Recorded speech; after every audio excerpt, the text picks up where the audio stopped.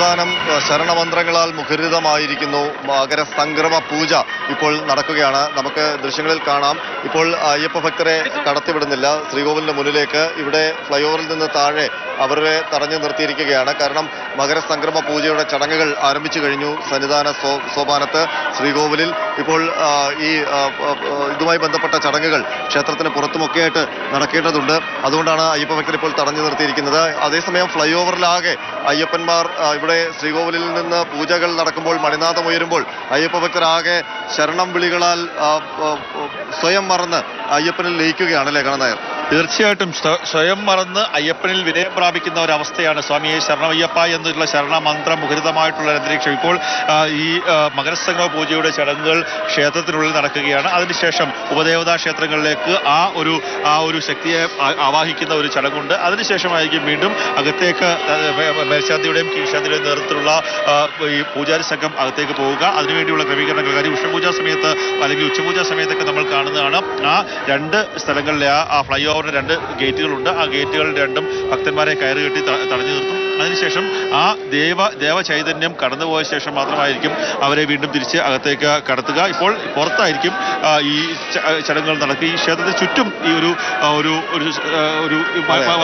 ഉണ്ടാകുമോ എന്നുള്ള കാര്യത്തിൽ ഒരു പൂജാരിമാരെല്ലാം തന്ത്രി അടക്കം മേൽശാന്തി ഒക്കെ പുറത്തേക്ക് വരും. അവിടുന്ന് ഒരു പ്രദക്ഷിണമായി ക്ഷേത്ര ശ്രീകോവിലിന് വലം വെച്ച് കൊടിമരച്ചുവട്ടിൽ വന്ന് ശരണം വിളിച്ച് അകത്തേക്ക് കയറിപ്പോകും. അപ്പോൾ മണിനാഥങ്ങൾ ഉയരും സന്നിധാനത്ത്. ആ സമയം ശബരിമലയിൽ നിൽക്കുന്ന ഇപ്പോൾ അയ്യപ്പ ഭക്തരെല്ലാം, ഭഗവാനെ തൊഴാൻ വേണ്ടി കാത്തു നിൽക്കുന്ന അയ്യപ്പ ഭക്തരെല്ലാം വലിയ ശരണം വിളികളോടെ അയ്യപ്പനിൽ ലയിക്കുകയും ചെയ്യും.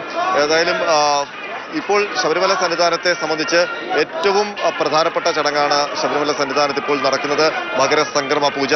ഈ മകരസംക്രമ ദിനത്തിൽ ഏറ്റവും പുണ്യം നിറഞ്ഞ ആ നിമിഷങ്ങളിലൂടെ ഇപ്പോൾ സന്നിധാനം കടന്നു പോവുകയാണ്. സൂര്യൻ തൻ്റെ സഞ്ചാരപഥം മാറ്റുമ്പോൾ ആ ഒരു മുഹൂർത്തം അത് 8:55 2 മിനിറ്റ് കൂടിയുണ്ട് ഈ മകരസംക്രമ പൂജയ്ക്ക്. ഈ ഒരു സമയം തിരുവിതാംകൂർ കവടിയാർ കൊട്ടാരത്തിൽ സോപാനത്ത് മന്ത്രി അടക്കമുള്ള ദേവസ്വം മന്ത്രി അടക്കമുള്ള ആൾക്കാരുണ്ട്, ദേവസ്വം ബോർഡ് മെമ്പർമാരുണ്ട്, ഒപ്പം തന്നെ MLA-മാരുണ്ട്. അവരൊക്കെ തന്നെ അവിടുത്തെ ആ ക്ഷേത്രത്തിന് ഈ വഴി കൂടി വരാനുള്ള സാധ്യതയില്ല. അവിടുത്തെ ആ ക്ഷേത്രത്തിന് സോപാനത്തിന് സമീപത്തുള്ള ചടങ്ങുകളാണ് നടന്നുകൊണ്ടിരിക്കുന്നത്. ഇപ്പോൾ 8:55 ആകുന്നു. മകരസംക്രമ പൂജയുടെ അവസാന ഘട്ടത്തിലേക്ക് കാര്യങ്ങൾ കടന്നുകൊണ്ടിരിക്കുകയാണ്. സ്വാമിയെ അയ്യപ്പ ആ മുൻഭാഗത്തേക്ക് സോപാനത്തേക്ക് പോയി കഴിഞ്ഞാൽ സ്വാമിയെ അയ്യപ്പ എന്നുള്ള ആ പതുക്കെയുള്ള വിളിയാണ്.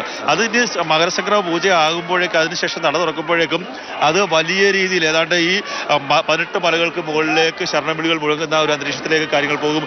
എന്തൊരു ഭക്തിയുള്ള അന്തരീക്ഷമാണ്, പറഞ്ഞറിയിക്കാൻ സാധിക്കുകയാണ്. ഈ ഒരു നിമിഷത്തിന് വേണ്ടിയാണ് ഈ കണ്ട അയ്യപ്പ ഭക്തരെല്ലാം ഭൂലോകനാഥന്റെ ഈ മണ്ണിൽ വന്ന് ഇങ്ങനെ ശരണം വിളിച്ചുകൊണ്ടിരിക്കുന്നത്.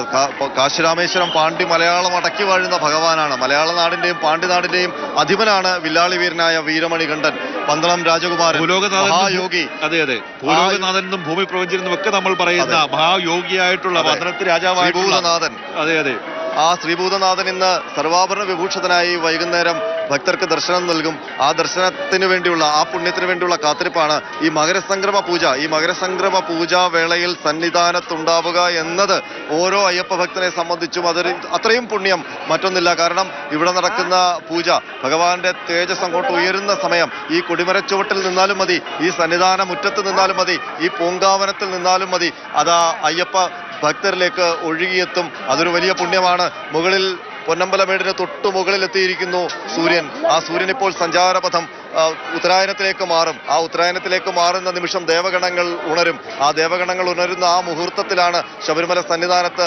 മകരസംക്രമ പൂജ ഇപ്പോൾ നടക്കുന്നത്. അതായത് ശബരിമലയിലേക്ക് വന്നൊന്ന് അവിടെ കാല് ചവിട്ടി 12 പടി ചവിട്ടി തത്വമസി പൊരുളിനെ കണ്ട് തിരിച്ചു മടങ്ങിയാൽ തന്നെ വലിയ പുണ്യമാണെന്നാണ് കരുതുന്നത്, വിശ്വാസികളെല്ലാം തന്നെ കരുതുന്നത്.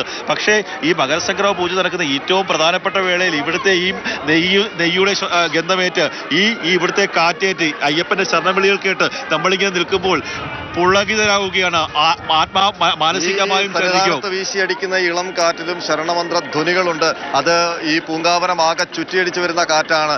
ഈ പൂങ്കാവനത്തിലെ ഓരോ കാറ്റ് ചെടികൾക്കും അല്ലെങ്കിൽ വൃക്ഷങ്ങൾക്കും താഴെ പർണശാലകൾ കെട്ടി അയ്യപ്പ ഭക്തർ ഭജനകൾ പാടി കർപ്പൂര ആഴി നടത്തി കർപ്പൂര കൊണ്ടൊഴിഞ്ഞ് അവിടെ ഇരുമുടിക്കെട്ടുകൾ വെച്ച് പൂജിച്ച് അങ്ങനെ മണിക്കൂറുകളായിട്ട് ദിവസങ്ങളായിട്ട് അവർ കാത്തു നിൽക്കുകയാണ്. അപ്പോൾ അവരിൽ ചുറ്റി വരുന്ന ഈ കാറ്റിന് ശരണമന്ത്ര ധ്വനികളില്ലെങ്കിലേ അത്ഭുതമുള്ളൂ. ആ ശരണമന്ത്ര ധ്വനികൾ അയ്യപ്പ സന്നിധിയിൽ എത്തിക്കുകയാണ് ഈ പൊന്നമ്പലമേട്ടിലെ ഈ കാറ്റ്. ഈ പാണ്ടിത്താവളത്തിലേക്ക് നോക്കിക്കഴിഞ്ഞാൽ അവർക്ക് തന്നെ ഇങ്ങോട്ട് നോക്കി ഇപ്പോൾ ശ്രീകോവിലേക്ക് നോക്കി തൊഴുകകളോട് കാത്തിരിക്കണം. എല്ലാവർക്കും ഈ ശ്രീകോവിലിന്റെ ഉള്ളിലേക്ക് അല്ലെങ്കിൽ ഈ പറയുന്ന കുടിമരച്ചൂട്ടിലേക്കോ മേലെ തീവ്രത്തേക്കോ ഒന്നും തന്നെ വരാൻ സാധിക്കില്ല.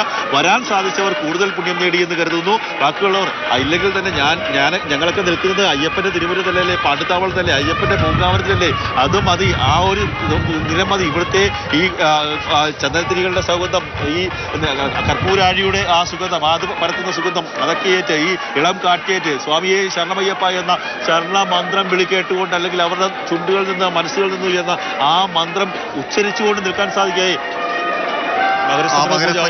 പൂജ ശബരിമല സന്നിധാനത്ത് നടക്കുകയാണ്. ആ പൂജാ സമയത്ത് വലിയ ശരണഘോഷങ്ങളോടെ ശരണധ്വനികളോടെ അയ്യപ്പ ഭക്തർ ആ പൂജയെ വരവേൽക്കുകയാണ്.